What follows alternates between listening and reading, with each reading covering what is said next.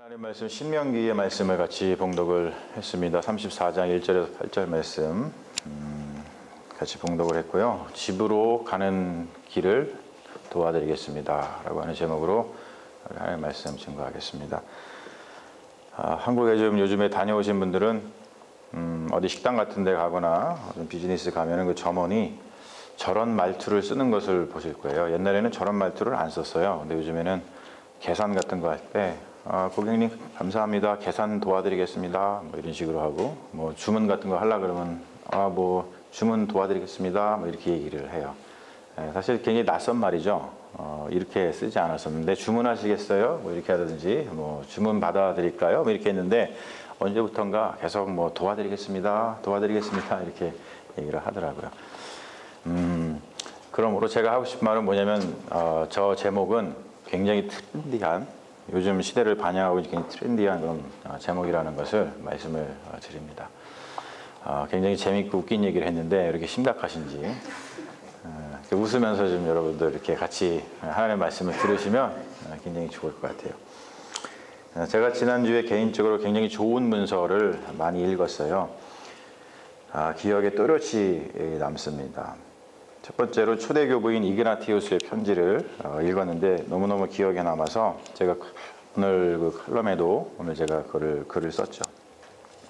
이그나티우스는 안디옥의 감독이었는데 그는 소아시아 지역의 교회를 돌보면서 목회하다가 순교한 인물로다가 유명합니다.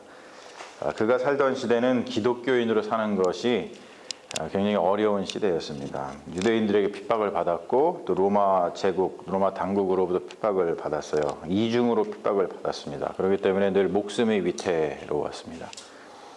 그가 쓴 서신들이 많이 있는데 그 중에서 로마인들에게 보내는 편지는 정말로 압권입니다. 길지 않는데요. 그런데 거기서 자신이 로마 당국의 죄수로 잡혀서 곧 죽게 될 것을 알지만 자신이 순교당하는 것을 막지 말아라 라고 하면서 당부의 말이 나와요. 이그나티우스가 순교를 두려워하지 않았던 그런 이유는 그가 순교를 통해서 하나님께 갈 수 있다고 믿었기 때문입니다. 하나님께 가는 것, 그것이 진정한 생명을 얻는 길이라고 생각했기 때문에 순교, 죽음을 통해서 생명에 가까이 다가가고자 했던 그의 열망을 우리가 볼 수 있습니다. 순교는 쉬운 일이 아닙니다. 말할 수 없는 그 육신의 고통이 따르기 때문이에요.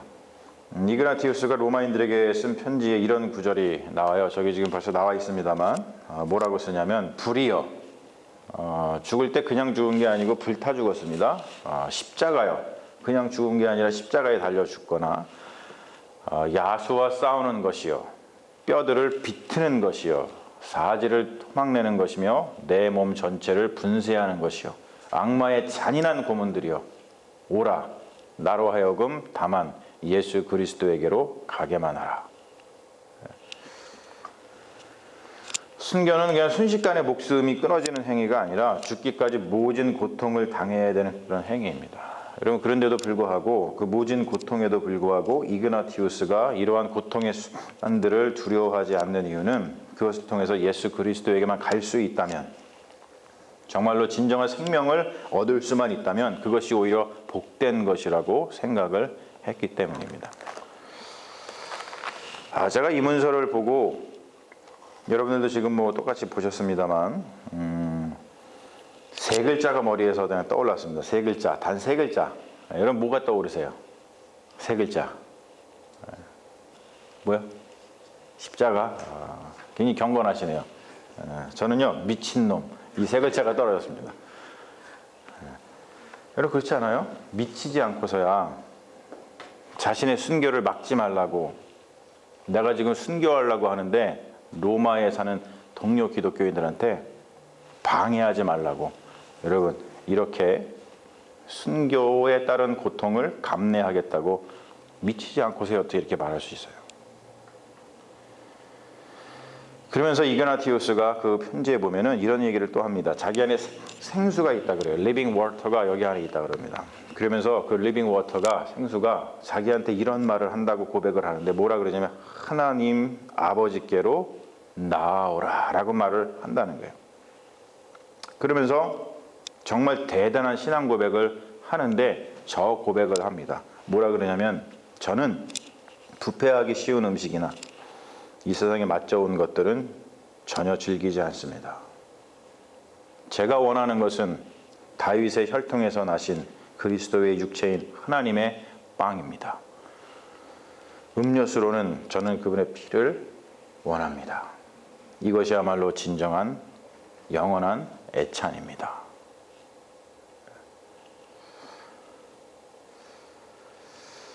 여러분 그렇죠? 이거를 진지하게 읽고 나면요, 가슴이 막 떨리거든요. 그래서 제가 로마인들에게 보내는 이그나티우스 서신을 보고 놀라고 있는데 또 다른 문서를 또 만났습니다. 그건 이사야서입니다.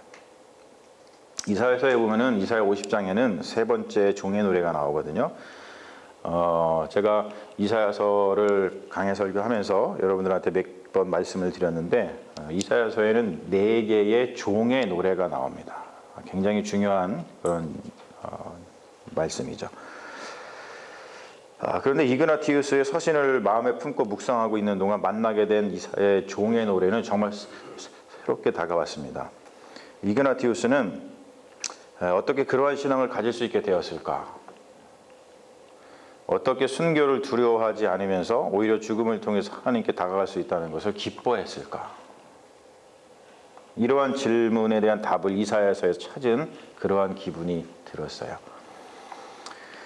이사야서의 세 번째 종의 노래는 학자들의 혀와 학자들의 귀를 주님께서 주셨다라는 고백을 담고 있는데 이런 말씀이죠. 주 여호와께서 학자들의 혀를 내게 주시고 나로 곤고한 자를 말로 어떻게 도와줄 줄 알게 하시고 아침마다 깨우치시되 나의 귀를 깨우치사 학자들같이 알아듣게 하시는도다. 종은 고백을 하고 있는데요, 하나님이 자신의 혀와 귀를 어떻게 훈련시키시는지를 이야기를 하고 있습니다. 종은 학자들의 혀를 가지고 곤고한 자, 지치고 약한 자에게 힘이 되는 말을 전하고 있고, 그리고 종은 깨우쳐진 이 귀를 통해서 하나님의 말씀에 순종하게 된다는 거예요. 다음에 나오는 이 종의 노래는 정말 압권입니다. 이 말씀을 같이 한번 읽어볼까요? 이 말씀을 같이 한번 읽어볼게요. 시작. 주 여호와께서 나의 귀를 여셨으므로 내가 거역하지도 아니하며 뒤로 물러가지도 아니하며 나를 때리는 자들에게 내 등을 맡기며 나의 수염을 뽑는 자들에게 나의 뺨을 맡기며 모욕과 침을 뱉음을 당하여도 내 얼굴을 가리지 아니하였느니라. 놀랍죠? 자, 제가 아까 이그나티우스의 로마인들에게 보내는 편지를 조금 읽어드렸어요. 그거를 보시고 아시겠지만 이그나티우스만 그런 게 아니라 지금 누구도 그래요? 이사야도 그렇습니다. 종의 노래. 그러니까 이그나티우스는 이사야의 영성을 그대로 물려받은 것 같아요. 물론 이그나티우스의 영성은 이사야에게서 왔다기보다도 이사야의 종의 노래처럼 동일한 모습으로 십자가에 오르셔서 죽으신 예수 그리스도에게서 왔다고 하라는 것이 정확하게 맞는 말입니다. 시간상으로다가 표현을 하자면 이사야가 먼저 있었고요. 그리고 이사야의 말씀을 회당해서 낭독하면서 이 말씀이 오늘 너희에게 응하였다라고 선포하신 예수님이 그 다음에 오고, 그 이후에 이그나티우스는 이사야와 예수 그리스도의 영성을 본받아 순교에 이르게 된 것이죠. 사랑하는 여러분, 우리가 하나님을 안다는 것은 고난받게 된다는 뜻이 아니라 하나님을 아는 지식을 가지게 되면 생명을 얻게 되는데, 고난을 받는 것을 불사하더라도 그 생명에 이르겠다는 불굴의 의지, 불굴의 욕망을 갖게 되는 것을 바랍니다. 이런 것을 생각할 때에 우리는 무엇을 욕망하고 있으며 우리는 그 욕망을 어떻게 이루고 있는가, 우리 자신을 돌아보게 된다는 것이죠. 여러분, 묻고 싶습니다. 여러분들은 무엇을 갈망합니까? 여러분 생명을 갈망합니까? 라이프, 생명을 갈망합니까? 우리가 라이프를, 생명을 갈망하지 않는다면 우리가 살아있는 것일까? 우리가 살고 싶다, 늘 이야기하죠. 살고 싶다 라고 말하면서도 그 사는 게 무엇인지 정말로 알고 있는가?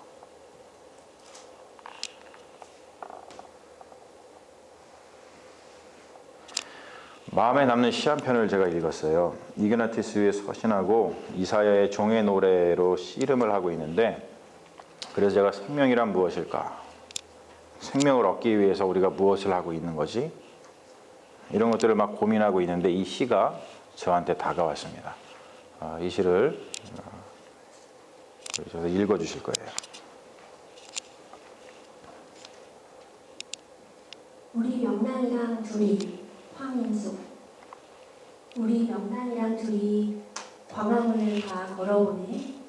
살랑살랑 햇살이 겨울을 어루만져 잠재우고 이상하게 조용한 한낮 우리 명랑이가 은행이를 다 들고 버스에 다 타보네.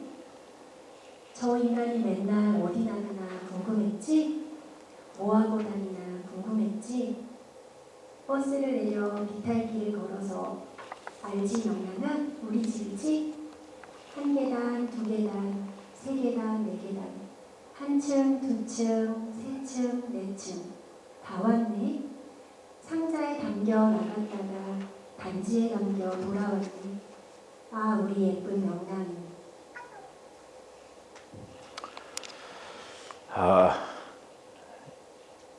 무슨 상황인지 아시죠?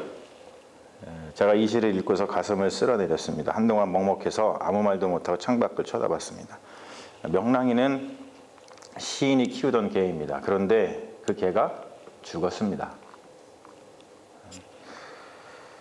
시인은 명랑이를 집에 놓아두고 매일 집 밖을 나섰겠죠. 물론 시인은 생명을 위한 일을 하러 돌아다니느라 개와 함께 시간을 보내지 못했을 거예요. 자신을 집에 남겨두고 집을 나서는 주인을 보면서 개는 궁금했겠죠. 저 인간 뭐하고 다니나? 그렇죠? 시인은 그런 개의 마음을 몰랐습니다. 그것을 알았다면 자신이 어디를 가는지, 자신이 무슨 일을 하고 돌아다니는지 그곳에 개를 데리고 갔을지 몰라요. 그런데 결국 개와의 간절한 나들이는 개가 죽고 나서야 이루어집니다. 죽은 개를 상자에 담아서 시인은 그가 다니던 곳을 돌아다니죠.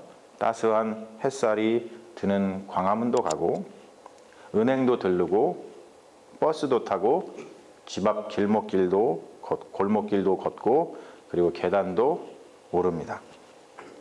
근데 시에서 보지만 한 계단, 두 계단, 세 계단, 네 계단, 한 층, 두 층, 세 층, 네 층, 4에서 끝나는 이유가 뭘까요? 그렇죠? 예. 저것이 이제 죽음을 나타내는 죽음을 나타내는 그런 뜻이겠죠. 그리고 개는 상자에 담겨 나왔다가 어디에 담겨 돌아와요? 단지에 담겨서 돌아왔습니다. 개가 죽었다는 뜻입니다.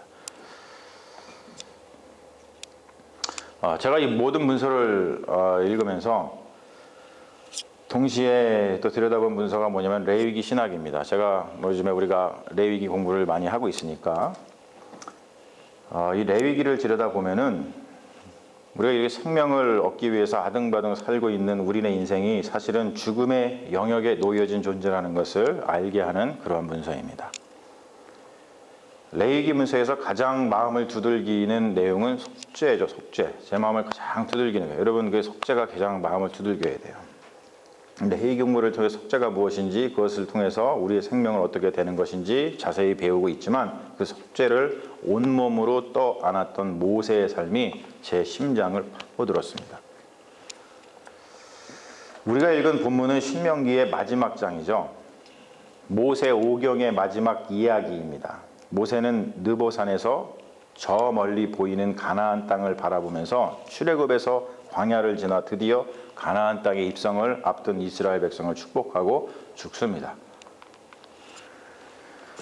그는 가나안 땅에 들어가지 못합니다. 우리는 왜 모세가 가나안 땅에 들어가지 못했는지를 생각하면서 의아해하죠.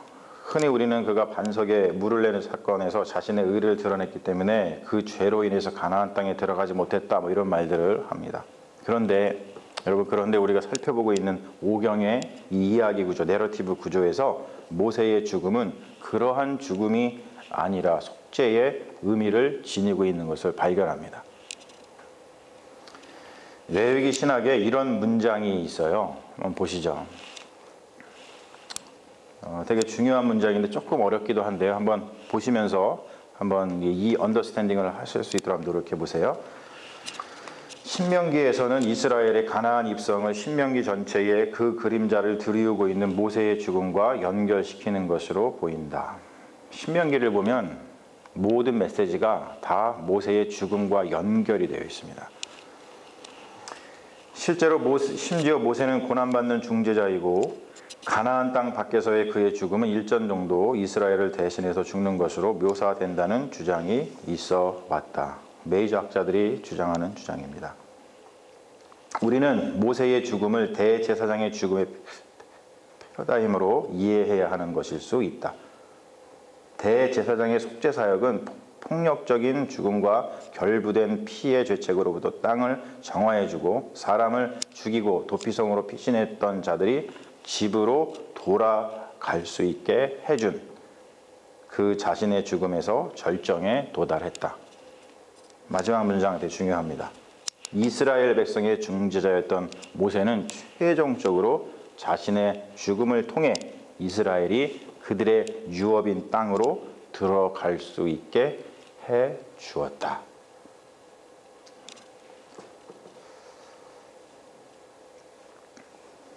여러분, 우리는 집으로 가고 싶어 합니다. 다른 말로 표현해서 생명으로 가고 싶어 합니다. 오경의 이야기 구조에서 알 수 있는 사실은 우리는 이미 에덴 동산을 떠나서 죽음의 영역에 바로 거기서 죽어 있기 때문에 어떻게 다시 집으로 돌아가야 하는지를 모릅니다. 죽음에서 생명으로 가고 싶은데 그런데 우리는 길을 잃고 집을 찾지 못해 방황하며 살고 있는, 하지만 우리가 그렇게 생명으로 집으로 돌아갈 수 있는 것을 도와주는 것이 속죄입니다. 속죄는 자기 자신을 내어놓는 거예요. 여러분, 바로 이것이 십자가에서 일어났다고 말하는 것이 기독교의 핵심 메시지죠.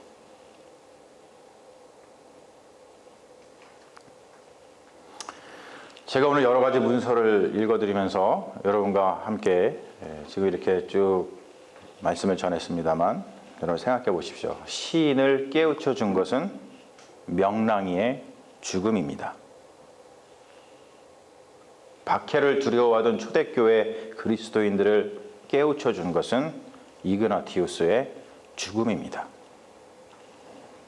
바벨론 포로 생활을 하던 이스라엘을 깨우쳐 준 것은 종의 죽음입니다.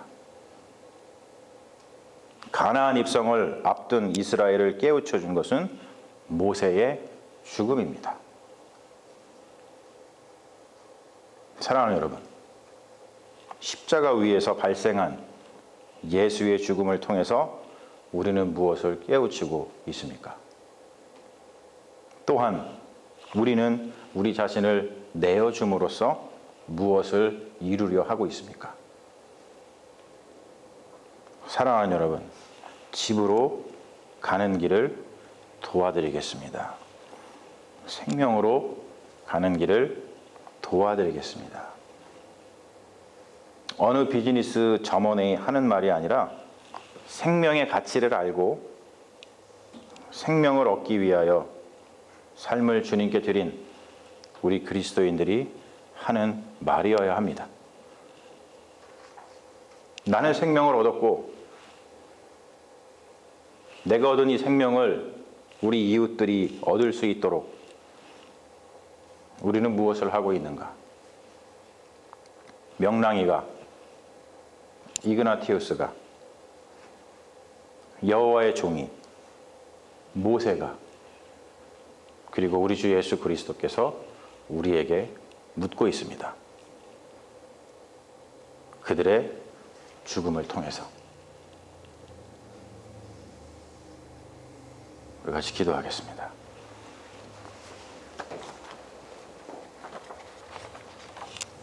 주님, 집에 가고 싶습니다. 생명의 집에 가고 싶습니다. 생명을 갈망합니다. 참 생명을 갈망합니다. 모세의 죽음이 속죄가 되어 이스라엘이 가나안 땅에 들어갔듯이 이그나티우스의 순교가 속죄가 되어 교회가 굳건하게 세워졌듯이 이사야의 순종이 속죄가 되어 곤고한 자들이 흑암 가운데서도 힘을 내었듯이 우리도 그렇게 살고 싶습니다. 생명의 집으로 가는 이 길, 서로가 서로에게 힘이 되게 하시고 우리 주 예수 그리스도의 은혜로 마침내 그 집에 다다르게 하옵소서. 예수님의 이름으로 기도합니다. 아멘.